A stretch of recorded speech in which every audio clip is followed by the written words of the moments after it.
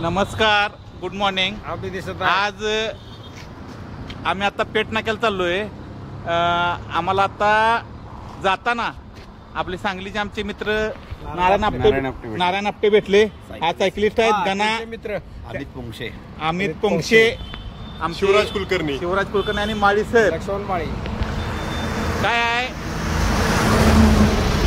शेवटी नाच पाहिजे.